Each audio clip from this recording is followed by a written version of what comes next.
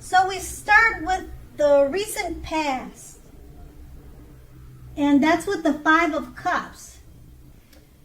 Now the Five of Cups is another card which reminds us that where we put our focus in life has a great deal to do with the quality of our lives and how well they work for us. Now, what are you going to choose to focus on? The implication is extremely clear. Are you going to cry over spilt milk, or are you going to focus on the milk you still have and get on with things, or just move on with your life? The point is, watch where you focus and make sure that the focus is for your highest good. Okay, so now we have that Five of Cups. It's paired with the Strength card. Okay, so the Strength card basically lets you know that it's important now for you to make time to meditate and contemplate and spend some time alone, even if you're in a committed relationship and have a bunch of kids, okay? So, do not allow yourself to spend time in preoccupation and fear.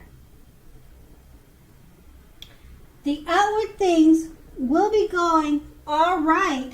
They'll be going okay, all right?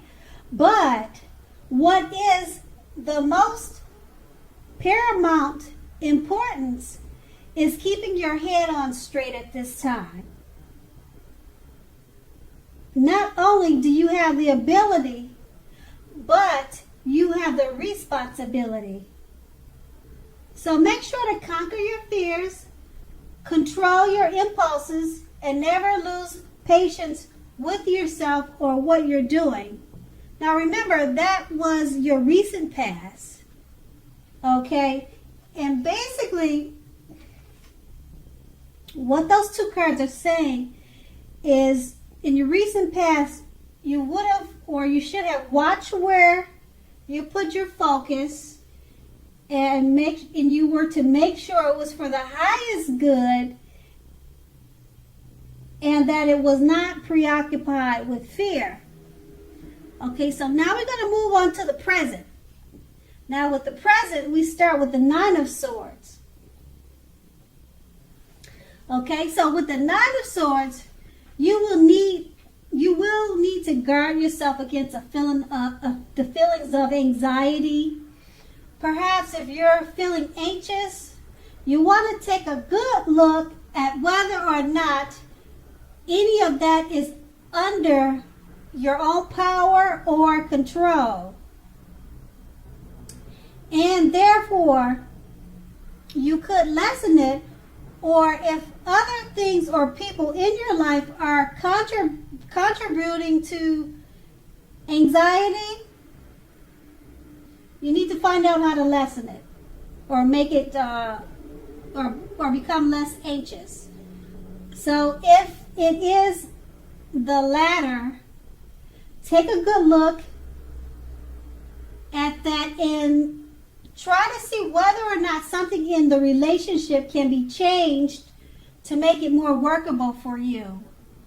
There's something about this time period that can cause people to feel like their life should be in some way more or bigger than it is.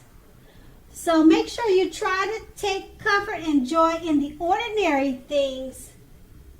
That's where the beauty is.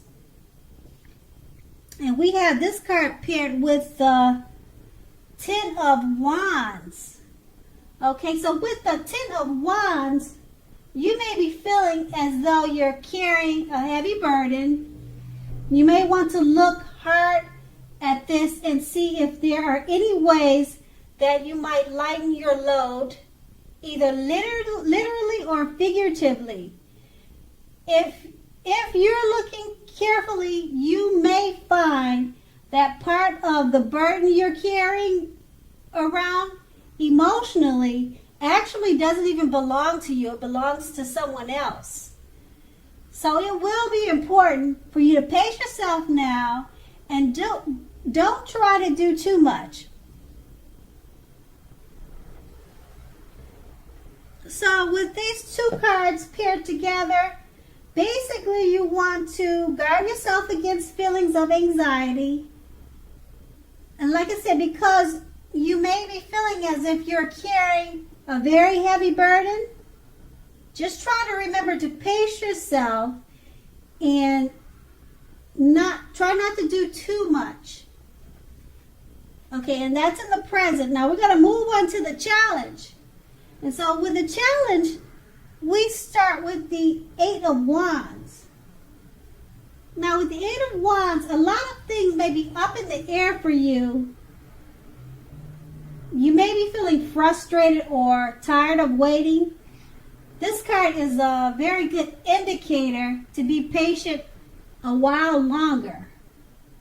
You may have already done all you can do, and decisions now must be made by other people. So when this card appears, nothing seems to be moving ahead. Okay, so don't try to force things, as it's likely to backfire on you. Okay, so speaking metaphorically, let's see, sometimes our actions are all in the wrist. All you can do is put your best out there and see where it lands. You've put your best out there, so now all you need to do is just wait. Okay, now that card is paired with the Page of Wands. And with the Page of Wands, people are warm, ambitious, and usually high achievers. If not a literal person, the Page of Wands usually indicates the energy of ease, of distraction. So around this time, what you should do is to try to stay focused. In general, this card says that things that you started some time ago or in the past, they're starting to come to life or to come to fruition. So it can also show a need for new things, such as new adventures, new approaches, new ideas. Okay, so with the page bringing us positive energy, we must remember to supply the following. Remember to supply the follow-up or the follow-through. However that goes. Okay, so those two cards, they're paired together. And like I said, it's basically saying you may be feeling tired of waiting for things to happen, but with the Page of Wands, this will let you know that things are starting to happen. New adventures, new approaches, and new ideas. And that's your challenge. Okay, so then we're going to go on to the outcome, and that starts with the Three of Swords. Okay, now with the Three of Swords, although there's an element of maybe sorrow or pain, okay, that might be undeniable when this card appears. What lies on the other side of the sorrow or pain can be enhanced understanding and joy. So allow yourself to fully experience any sorrow and pain that comes up now so that you can move beyond it. Basically, with this card, it can point to very deep emotional issues that must be addressed before you can move on. So, denying pain, it doesn't make it go away any more than denying a broken leg makes it heal. So, okay, so what you need to do is to allow yourself to experience any pain that comes up now, but do not wallow in it. Okay? All right. So you do not and should not wallow in grief or sorrow for a long time. However,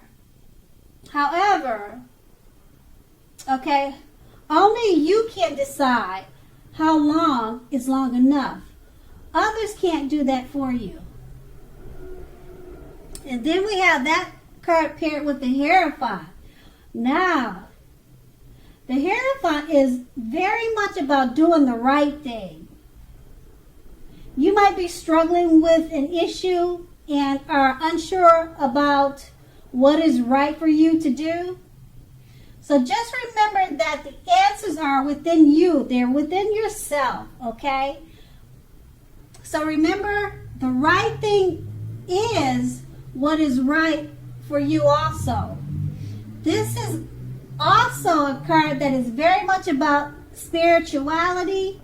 Everything from traditional religion to, let's say, earth-centered spirituality and any other type of spiritual notion that you can conceive of. All right, so there may be a tension between your idea of spirituality and the right thing and the ideals of others around you. But however, stand up for your own beliefs. The rules and the system of doing things, let's say, are probably playing a major role right now. Okay, so any rituals of any sort will be helpful to you now. Even if it's just, say for instance, like a movie with friends every third Saturday. Okay, so that was your outcome. And it's basically saying that you may have experienced sorrow and pain, all right? Or you may be dealing with some type of sorrow and pain, but just remember not to make your problems, don't take your problems out on others, okay? And that by doing the right thing is always the best thing. Okay, so that was the outcome. All right, so I want to say thank you so much, Pisces, for watching. I hope it's a great month for you, and have a great day.